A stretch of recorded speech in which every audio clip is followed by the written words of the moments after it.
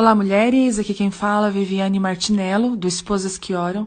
Nós estamos estudando juntas o livro O Intercessor Feliz, da Beni Johnson, da editora Chara. Hoje nós estamos no áudio 15 e estamos entrando no capítulo 10, abordando os problemas. Passei 2 anos da minha vida chorando todas as vezes que ia para a igreja, sentindo e discernindo vários aspectos do mundo espiritual. Algumas vezes eu chorava porque podia sentir a presença de Deus com muita força durante os cultos. Eu passava muito tempo totalmente envolvida em encontros celestiais e gloriosos. Mas quantos sabem que se choramos em público, seja lá pelo que for, as pessoas começam a se perguntar o que está acontecendo? Muitas pessoas me perguntavam se estava tudo bem comigo naqueles momentos. Eu lhe respondi que estava realmente sentindo a presença de Deus. Eles contavam o que ele estava fazendo. Mas era muito difícil para as pessoas entenderem que aquele tempo de pranto não era algo negativo. Quem via de fora poderia pensar que algo estava errado, mas para mim, as coisas não poderiam estar mais certas. Durante aquele período, houve momentos em que eu simplesmente ia a uma área reservada, atrás do palco, e intercedia. Foi um tempo incrível de aprendizado para mim e para outras pessoas. Deus começou a se mover de maneira incrível durante os nossos cultos. E foi durante essa época que a intercessão da nossa igreja realmente se fortaleceu. Mas eu quero deixar claro o fato de que não estarmos orando por avivamento. Não tínhamos encontros de oração nos quais orávamos para que o avivamento chegasse. Para nós, primeiro chegou o avivamento. Depois, nossas reuniões de oração começaram. Deus simplesmente veio e se moveu a partir daquele momento, e a partir daí, nossa intercessão cresceu. O ministério da oração de intercessão dentro da igreja é um ministério de auxílio. Nós, como intercessores, devemos orar pelos pastores e líderes, assim também como pelo ministério da igreja. Devemos abençoar a liderança, orar pelos vários ministérios para que sejam expandidos, abençoados e em favor do seu crescimento. Devemos orar também por proteção sobre suas vidas e famílias. Como intercessores, estamos ali para facilitar o trabalho dos líderes. Era isso que sentíamos que estávamos fazendo, que estávamos ajudando. Nessa época, percebemos que deveríamos ter orações de intercessão durante os cultos. Levantamos intercessores para cobrir em oração a equipe de louvor e quem estivesse pregando durante os cultos. Orávamos por bênçãos, pela unção e para que Deus estivesse presente. Então, começávamos a destacar as pessoas para orar atrás do palco aos domingos. Deus estava derramando a sua glória e nós estávamos concordando com ele, e não queríamos perder nada daquilo que ele estava fazendo. Aqueles intercessores se tornaram uma cobertura tanto para a equipe de louvor quanto para o pregador do dia, confrontando pesadelos. Muitas pessoas começaram a captar coisas negativas durante aqueles dias, e considero como negativos os pesadelos, as visões e os pensamentos que não revelam os planos de Deus para abençoar a terra. Vejam bem, as pessoas estavam captando sonhos, visões e pensamentos do segundo céu. Elas me abordavam com tanta negatividade para contar o que se passava ao ponto de eu chegar a pensar que não estávamos encarando a situação de forma correta. Quando busquei o Espírito Santo para ter aconselhamento e entendimento, senti como se ele estivesse me dizendo que estava permitindo o surgimento dessas informações, pois desejava que aprendêssemos a orar a partir da perspectiva do céu. Então, quando as pessoas me abordavam com algo negativo, com informações e sentimentos do segundo céu, dizia-lhes que Deus estava permitindo que aquilo acontecesse por um motivo. Agora era responsabilidade delas enxergar isso e, a partir de uma perspectiva celestial, dizia-lhes que precisavam perguntar a Deus o que estava fazendo. Veja, quando enxergamos algo negativo, precisamos ir a Deus e dizer: tudo bem, Deus, o que está fazendo? O que o Senhor quer dizer através disso? Como devorar? É sempre fácil encontrar sujeira, mas Deus deseja que a buscamos com afinco pelo tesouro escondido sob a poeira. A Bíblia diz: a glória de Deus é ocultar certas coisas, e tentar descobri-las é a glória dos reis. Provérbios 25, 2. Enxergando com a perspectiva de Deus. Vou dar um exemplo do que significa buscar o tesouro. Certa manhã de domingo, quando percebi que estava no chão com Deus, ele trouxe à minha mente a imagem de um homem que era proprietário de um dos estabelecimentos de tatuagem da nossa cidade. Eu tinha visto esse homem em sua loja em um dia e consegui entendê-lo só de observá-lo. Os olhos nos dizem tudo o que precisamos saber. Foi isso que vi naquela manhã de domingo. Eu vi ódio e raiva.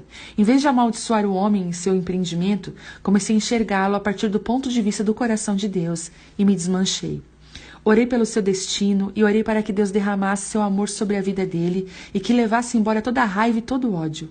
Jamais soube se aquele homem mudou ou se todos aqueles sentimentos negativos desapareceram. Mas por causa de um momento intenso de oração, entendi que Deus estava querendo fazer algo naquela manhã. Eu era aquela que estava me colocando na brecha por aquele homem, pleiteando seu caso diante de Deus. Permita que Deus capture seu coração. Permita que Ele o carregue para um lugar de intercessão. Fique firme e saiba que Ele é Deus. Enquanto orava por aquele rapaz, eu pude enxergá-lo como Deus o enxergava. Chamamos isso de encontrar o ouro em alguém. Para acharmos o ouro em alguém, precisamos cavar mais fundo. Não é difícil encontrar sujeira, mas precisamos nos esforçar para encontrar o ouro.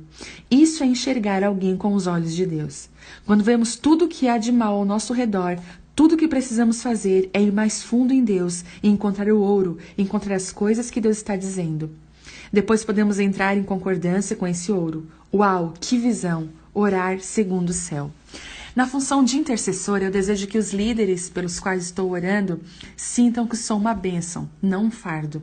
Encontrei-me com um pastor para um bate-papo à tarde, depois que preguei em sua igreja. Eu perguntei-lhe como era o relacionamento dele com os seus intercessores. Ele me respondeu: "Você realmente quer saber disso?" Ao que lhe respondi: "Sim." Ele disse: "Para ser sincero, eles me cansam." E ele continuou: "Eles trazem para mim todos os seus sonhos, todos os avisos, o que deverá acontecer. É tanta coisa que eu simplesmente fico esgotado." Então eu lhe sugeri para levantar um intercessor principal e que talvez uma vez por mês ele se encontrasse com um grupo de intercessão para se manter conectado com eles. Ter uma pessoa responsável pela intercessão é de muita ajuda, pois ela pode liderar o grupo responsável pela cobertura do pastor. Logo, se esse intercessor sentir que deve procurar o pastor por qualquer motivo, ele pode fazê-lo. Não se ofenda. Vivemos em uma cultura tão profética que se deixássemos as pessoas com a palavra a cada domingo, ficaríamos o dia inteiro só ouvindo o que Deus estava dizendo. Quando viemos para Bethel pela primeira vez, aos domingos de manhã, muitas pessoas nos procuravam com uma palavra profética ou com um sentimento a respeito do que deveríamos fazer no próximo culto. Era nosso dever tentar entender quais deveríamos utilizar e quais deveríamos abandonar. Durante aquele tempo, descobrimos que é a responsabilidade do líder decidir o que fazer com a palavra profética, ou o direcionamento que o intercessor lhe entrega e não do intercessor. Sei que esse tempo foi difícil, para alguns porque nem sempre utilizamos o que eles estávamos trazendo. Porém, essa é uma boa lição para nós intercessores de submissão aos líderes. Como intercessores, trazemos aquilo que sentimos ser uma palavra ou um direcionamento de Deus e o entregamos aos nossos líderes. Depois, precisamos confiar que eles farão aquilo que consideram apropriado. Deve haver um relacionamento de confiança entre o pastor e o intercessor. Lembre-se, intercessor, você está ali para ajudar o seu pastor ou o seu líder. Você está ali para orar por proteção sobre eles. A arte da intercessão. Cremos que interceder através de artes é algo muito importante para a nossa oração na Bethel. Temos duas formas de oração que são utilizadas para modelar como as artes e a intercessão fluem juntas. Leia a seguir uma descrição da nossa plataforma de intercessão. Os intercessores que nos apoiam durante um culto são pessoas que se movem especificamente pela intercessão, através da adoração. Pessoas que desejam se aliar a Deus para ver a atmosfera transformada quando entram em um lugar de adoração. Nossas equipes são encorajadas a responder criativamente através da adoração com a finalidade de liderar o mover do céu como se liberassem fisicamente uma demonstração daquilo que é sentido na atmosfera. As equipes são desenvolvidas pelo relacionamento e permanecendo conectadas uns aos outros.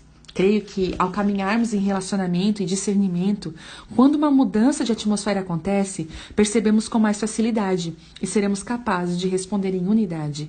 Os intercessores devem se relacionar com a equipe de louvor e devem cobri-la em oração.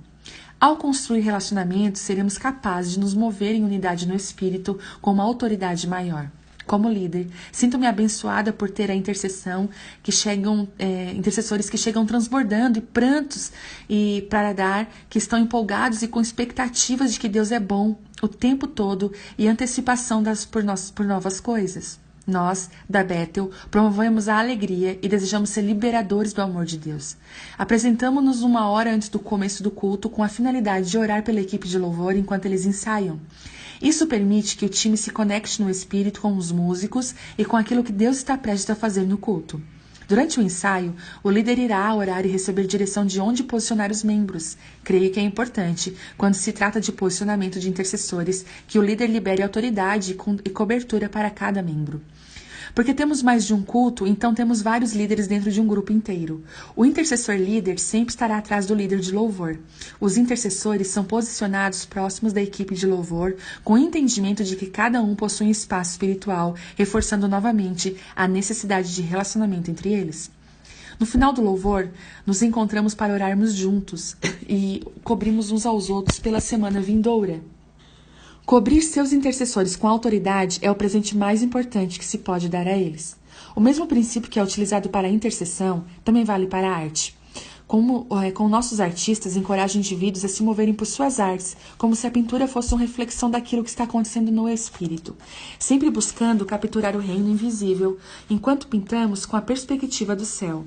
Nós começamos a nos mover em cura e libertação da parte de Deus. Estamos aprendendo a liberar o movimento dos sons e das cores, pintando quadros que encorajam visitações angelicais. É meu desejo revelar o coração de Deus através da arte, inspirar os outros a viverem sem limitações que os prendem às dimensões deste mundo. E se pudéssemos nos mover do cativeiro para a liberdade por causa da pintura? E se a imagem de um anjo liberasse a visitação de Deus? Já testemunhei obras de arte que foram pintadas inspiradas em encontros celestiais que falam comigo, trazendo confirmações ao meu espírito. Deus está se mostrando constantemente através das artes. Ele tem muito mais para falar através delas. Às vezes os artistas terão sonhos e visões que os levem para um lugar que gosto de chamar de arte viva, uma arte que é interativa e que se torna viva. Ali o artista entrará na própria obra de arte e é como se ele tornasse parte da pintura. Outros artistas receberão informações de cores. Eles começam a liberá-las na atmosfera e a captar o que está acontecendo no sobrenatural. Para aqueles que não estão familiarizados com a arte como uma forma de intercessão, eles pensam nela apenas como cores e movimentos. Mas a cada som, uma nova cor é liberada e uma nova chance de experimentar uma nova realidade da criatividade de Deus. Durante uma das nossas conferências, fomos alertados por alguns amigos que tínhamos conhecido nas Ilhas Fiji que um tsunami estava chegando naquele país. Sentimos que era muito importante orar por isso. Então começamos a orar todos juntos. Durante aquele momento de oração, alguém percebeu um quadro que havia sido pintado por um dos nossos intercessores na noite anterior e que estava à esquerda do púlpito. Ele correu até o quadro e o trouxe para frente para que todos pudessem enxergá-lo bem. A imagem era de uma onda imensa se quebrando sobre um pedaço de terra. Mas entre a onda e a terra havia uma parede de concreto enorme. Era como se a parede tivesse sido colocada ali para impedir que a onda prosseguisse. Todos nós ficamos maravilhados. Aquela pintura se tornara nossa oração. Nossa oração se fortaleceu naquela manhã. Nosso nível de fé aumentou poderosamente, porque sabíamos que Deus pararia aquele tsunami. Não havia dúvidas. Pouco tempo depois que oramos, recebemos a notícia de que aquilo que deveria ser uma onda avassaladora se dissolvera. Sentimos com aquela pintura que Deus já havia visto o problema, chegando e nos dera uma resposta criativa. Outra área de oração e artes criativas que temos visto crescer é um ministério chamado 48 Hope. Um momento de oração de 48 horas que envolve expressão artística. O nosso filho mais velho, Eric, sentiu a necessidade de iniciar um encontro de oração que duraria 48 horas em sua igreja. Desde então, o ministério se desenvolveu e já visitou diversos lugares ao redor do mundo. Sua vontade era ver todas as pessoas, não apenas aquelas que se chamam intercessoras, atraídas a um estilo de vida de oração. Alguns amigos lhe mostraram uma passagem Zacarias 1,18. Depois eu olhei para o alto e vi um quadro, 4 chifres. Então perguntei ao anjo que falava comigo, o que são esses? E ele me respondeu, esses são os chifres que dispersaram Judá, Israel e Jerusalém. Depois o Senhor mostrou-me 4 artesãos. E eu perguntei, o que eles vêm fazer? Ele respondeu, eles são os chifres que dispersaram Judá a ponto de ninguém sequer conseguir levantar a cabeça. Mas os artesãos vieram aterrorizar e quebrar esses chifres das nações e se levantaram contra o povo de Judá para dispersá-lo. 48 Hope tem muito a ver com a arte, com a música e com a criatividade. Os seus encontros são cheios de música, de louvor e de adoração. Distribuem-se em estações de oração nos lugares onde acontecem as reuniões. Há cabines onde é possível se sentar e pintar como um ato de adoração e intercessão. Há um quadro enorme com o mundo representado nele, onde as pessoas podem escrever ofertas de oração para diferentes partes do planeta. Já em outra estação, há um fichário com palavras proféticas que as pessoas podem ler, declarar e orar. Há também uma cabine de anotações onde é possível escrever orações enquanto estiver na sala de oração. Há estações de escrita criativa, onde é possível sentar-se à mesa e se expressar diante de Deus através da escrita. Depois de tempos em tempos, um líder organiza um momento de oração em grupo. Há também um microfone disponível para as pessoas que subam e orem de acordo com aquilo que está sendo focado no momento. O que é maravilhoso sobre esse evento é que as pessoas que normalmente não se entregam à oração e à intercessão encontram a oração em suas expressões artísticas. Pessoas já nos contaram que isso fez com que suas vidas de oração ressurgissem. A oração nunca deve ser entediante. As crianças amam o 48 Hope. Certa ocasião, quando o evento ocorreu na nossa igreja, uma professora no ensino fundamental trouxe sua turma da primeira série.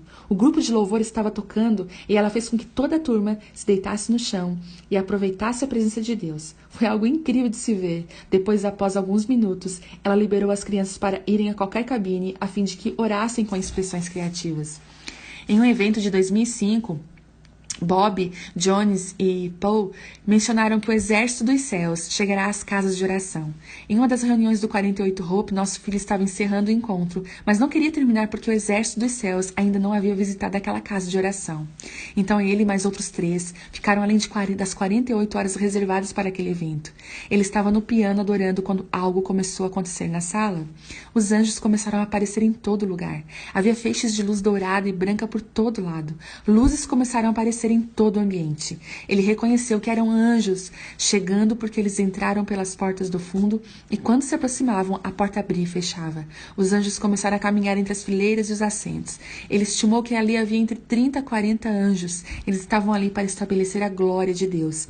Isso durou aproximadamente 45 minutos. Foi uma noite incrível. Deus liberou o seu povo para viver com expressividade e para liberar essa expressão. Não é diferente com a oração. Devemos ser capazes de demonstrar diferentes formas de expressão de oração, seja na forma de arte, de palavra ou de qualquer outro tipo.